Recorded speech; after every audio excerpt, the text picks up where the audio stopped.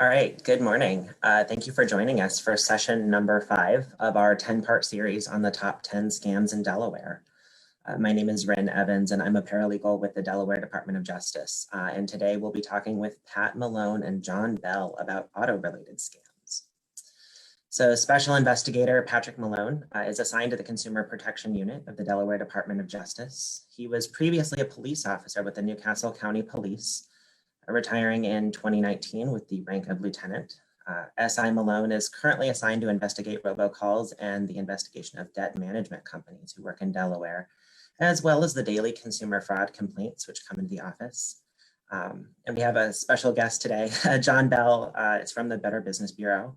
He has served as the Director of Business Relations at the Better Business Bureau, serving Delaware for 10 years. He is responsible for communications, education, and outreach. He can frequently be found doing fraud prevention workshops, cybersecurity education, and public outreach throughout the state of Delaware. John is a graduate of the University of Delaware and lives in Wilmington with his wife and his 5-year-old daughter. Thank you all for joining us today. For anyone watching live, if you have questions, please drop them in the comments below. And without further ado, I'm going to go ahead and hand it over to Pat. All right, thank you, Rhynn. Good morning, everybody. As Rhynn said, I'm Patrick Malone, Special Investigator.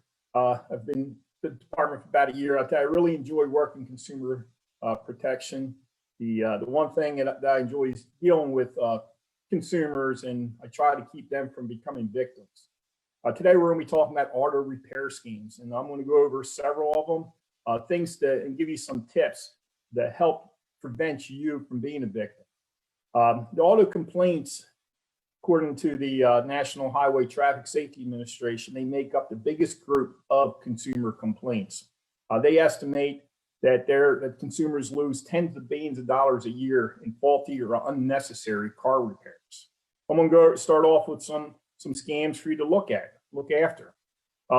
Verbal estimates is one of the scams. It's where you'll go into a mechanic, they'll come out, come on in. This is how much this is going to cost you. Then you'll go to pick the car up later and find out it may be 3 or 4 times what they told you. You didn't have anything in writing. That's the important part here. My point is to make sure that any work they're going to do, to make sure it's in writing, the estimates, and if they change it as they're working on it, for them to contact you to get approval to continue doing the work. Just make sure that consumers realize that you will demand and tell them you want it in writing. Another scam that we have found is that repair shops, they use used parts instead of new ones. And something that I've really never thought of. I've never thought about the time I bring my car to a mechanic. I assume they're going to be putting brand new parts into them. One of the other trends we found is that they've actually could be using counterfeit parts, which are a lot cheaper than the certified parts. And in some cases, they may not be safe to be used on the car. The one thing we ask you to do with that is you can ask the mechanic or the shop, where did you get your parts? Ask them to see the packing and the invoices. And also ask for the old parts back if you can. So there's some parts that the mechanics need to send back to the manufacturer, an alternator, battery, things of that nature. But ask to see the old parts as well. Next scam I'd like to discuss real quick would be the bait and switch. You may see a great advertisement, $50, come in and get your car serviced, have the engine tuned up. You get in there, and it gets up on the lift. It's easy for mechanics to find additional things wrong with your car. Again, just to make sure, ask everything in writing. And if you're not sure, they come back and give you a price of several $100s and tell you need this or that. Have them go ahead and change the oil, pay that price, and then go get a second opinion and just tell them, thank you. I'm going to look into this, and I may be bringing the car back for those other suggestions that you made. Don't, just because they're working on it doesn't mean that they have to do those repairs that they're telling you need them. And it's a way just to get you into the shop. The next scam I'd like to talk as highway bandits, they call it. If you're traveling, you had a long road trip, I know people, it's always a fear when I'm driving a long road, is breaking down. somewhere where you don't know where you're at. A lot of times these mechanics or service centers, if you pull in to get gas, or you pop your hood, checking oil, adding air to your tires, they may come around and start talking to you very friendly and ask you if they can look at their car. In some cases, they've actually climbed under the cars and sprayed some oil on the oil pan or on the ground and tell you that your car is leaking oil. They've been known to do worse, damage to your car, hoses, or tires. The one thing I tell you is do not let a stranger get near your car without you being right next to them. They are going to be pretty aggressive for telling you that you need this. This is a safety issue. The one thing we ask is if you are traveling, make sure you get your car serviced before you go on that long trip, so you know what was just done with it. Make sure you know how to check the oil and things of that nature where you don't need a mechanic to do that very basic stuff. If your check engine light's not on, you don't hear any noises, your car's not running funny, I would suggest continue on the trip and then bring it to your mechanic when you get back home. And the last little scam I want to talk about would be engine flush. And a lot of times it's bogus. Your car will not need the engine flush. As long as you stay on top of your scheduled maintenance, as long as your car's been maintained regularly, you shouldn't need that. If you go in and the mechanic tells you need to have it flushed, and that could be something that could be a couple $100 extra to have your car, the engine flush, which in most cases will not need it. Real quickly, I want to talk just a couple of tips. Do not leave valuables in your car when you're dropping the car off to have it repaired. I've actually had money taken out of my car at a repair shop. Last time I was there. Also, as a police officer, I think I've investigated several thefts and burglaries. People leave their garage door opener in the car. Take that out when you go to the shop, and also take it out at night. A lot of people leave their cars unlocked and the car get broken into, and they reach up, hit that car door or garage door opener, and now it's a free ticket into their house. One other tip, just make sure that if you are going to leave your garage door outside, the garage door opener, make sure you lock the door going into your house in case someone does get into your garage. With that, I'm going to go ahead and turn it over to John. Thank you very much. Scary stuff, right? These are things that I think a lot of folks might not hear about, might not think about as much as they need to, but auto-related scams actually rank as one of the highest and riskiest scams according to Better Business Bureau, because in a lot of cases, people lose a lot of money, even if they're not as often in the news or talked about. But yeah, I remember when I was younger, a guy I worked with in an office had asked around. He said, "Hey, these auto places saying they got to dust my brakes is one of the things they got to do. You guys ever hear about getting your brakes dusted?" And all the rest of the guys said, "I don't know about that one." So talking about it helps. So that's something to sort of pass along as an early tip, is just to make sure that you share these things that you hear, share situations, and ask questions of people that you trust when you encounter situations that you don't necessarily have the expertise with. Some of the specific scams that BBB sees aren't on the repair side, they're on the purchase side. We have seen a tremendous number of scams in Delaware around people that are selling their vehicle, and they're selling it through Craigslist or some other online mechanism, and they're contacted by a potential seller, usually by text message, and they say, "Look, I'd really love to buy your car, but I need to verify the history of the car. Can you send me a vehicle history report? Here's a website where I'd like you to buy the report from." So, and then they say, "We will not buy it unless you do that." So people say, "Okay, well, it costs $25 to get it." The seller says, "Well, look, I'm taking time off of work to come down there and see your car. If you're not going to send me that background report with, the police history and the report on accident history and the DMV report, I'm not going to take my time. So $25 is a small price to pay." So people do it. They register their account. They give, they sign up for an account with their name and their address and their phone number, and then they go ahead and they buy the reports, which typically cost about $25, and then they send it to the seller, and then the seller, gone, because the scammer is the website. The scammers are preying on people that are selling their cars to direct them to a fake website they've set up to collect personal information, to collect credit card numbers, And in a lot of these cases, they'll set you up for recurring billing too. So even if you dispute the initial $25 charge, which is not always easy to do because they will sometimes send you the report, even if you dispute that, you still will find a month later, 2 months later, 3 months later, you get these recurring charges that you've got to be careful about.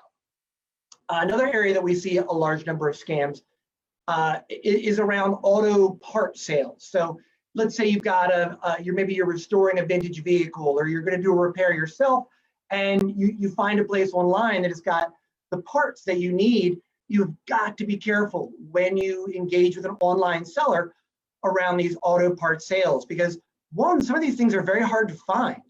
And so it looks like a fantastic opportunity when you find somebody that's got just exactly the right part you need for your vehicle, but also that, you know, you're being shipped the part, right? So it's sight unseen, and you're going to be paying for it in advance. So you've got to be wary and do your research on any organization that you're going to buy a vehicle or an auto part from, and you're going to have it shipped to you.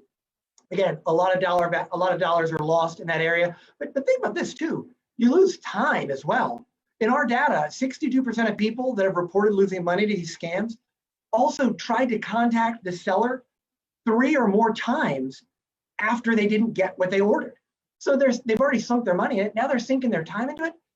It's pain. It's a nightmare. Do your research up front. Really, you know, it's like they say in construction: measure twice, cut once. You really got to vet any sort of online seller that you're going to be buying from. And you really want to be careful about anything you're going to buy sight unseen.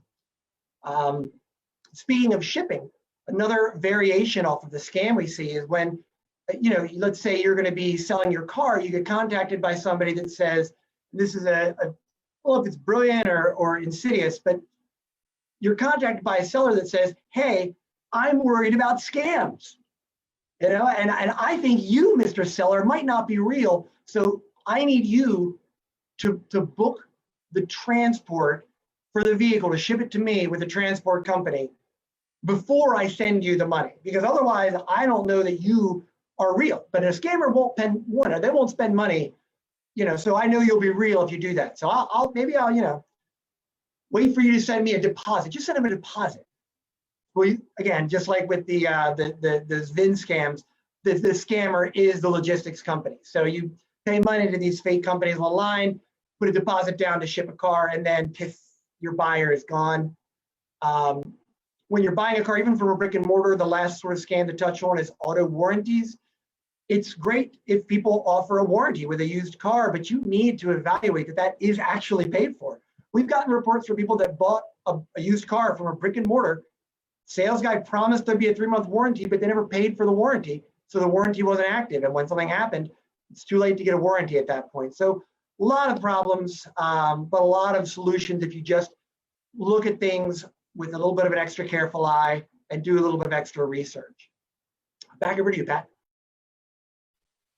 Okay. Rhynn, did you, during Facebook, do we have any questions? Do you have any questions for us at this point, Rhynn? I don't see any comments at the moment, but I did have a couple questions for you guys. Okay. Pat, I'm wondering if you can speak more about how people can protect themselves against car repair fraud. Do you have a couple tips that you could offer? Yeah, sure. The one thing that I recommended, I think it's really important, is to find an honest mechanic. And with that, that may not be the easiest thing to do, but you may have to go out and do a little bit of detective work yourself. Rely on family, friends, you know, coworkers. Ask them who they use. One of the things, you really don't want to go out and find a mechanic after your car is broken down. So if you get a car and you realize you don't need a mechanic, start doing a little bit of homework before that. So you have that mechanic, you know who you can trust before these things start happening. One of the things that I would recommend is maybe belonging to the American Automobile Association, AAA. They have body shops that they recommend, and these body shops have to produce well for them and then have to be certified. One of the other issues with that too is if you do have an issue with one of the automobile repair shops that AAA recommends, they will be there and they will mediate and arbitrate any dispute that you have. And these shops, in order to stay AAA certified, they really need to cooperate with AAA during one of those investigations.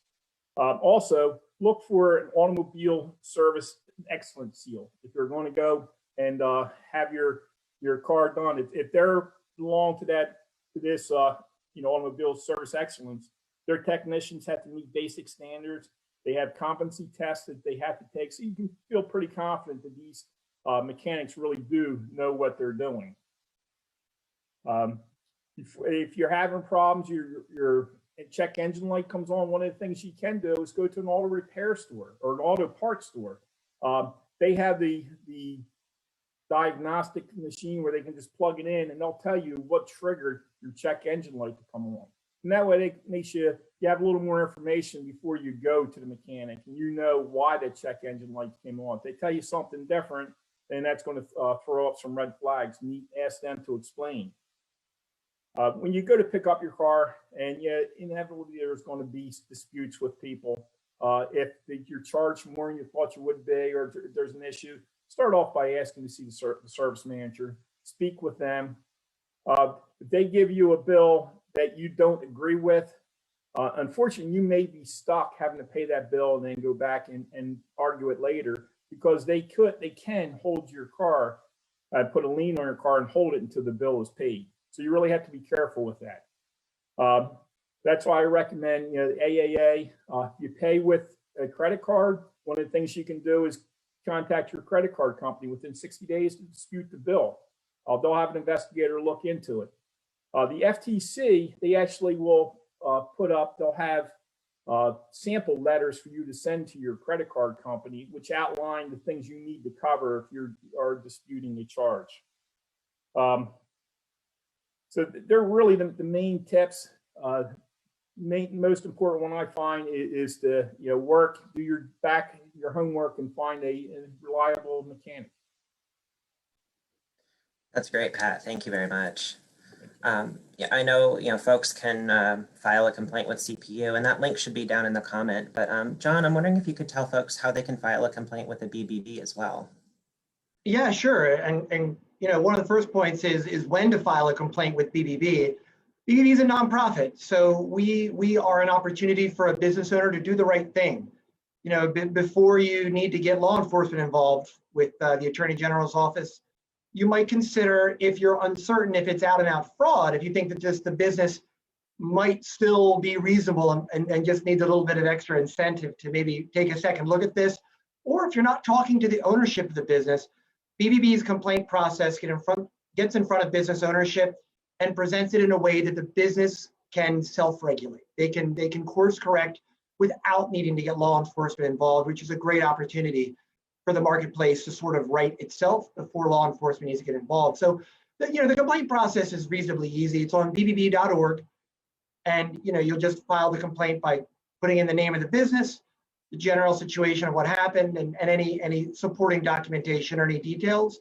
And then we'll get in touch with the business to try to get their side of the story, to try to help let cooler heads prevail and sort of sort this out. But it doesn't prevent you from escalating it later on if you find out that it was fraud or scam, or if the business doesn't engage. But one of the things that it does is, any time you report these things, especially through BBB, we publicize it to try to warn others, because that is something that's helpful. I mean, BBB is a nonprofit. Everything that we report on, we try to do our best to validate and vet to make sure that it's information that is verifiable, make sure somebody was a customer of a business before we'll post a review or a complaint. But again, those reports help others, even if they don't necessarily get you your money back if it was a fraud or somebody that can't, be brought to justice. So, but thanks for the question. It's a great point.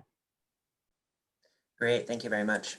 And all the links that we mentioned are in the comments below, so be sure to check those out. Pat, John, thank you both very much for your time. This has been incredibly helpful, and thank you to everyone for joining us for the auto scam presentation. Please tune in for the next segment in the National Consumer Protection Week, which is debt collection today, which is March 3rd at 2 p.m. Thank you very much.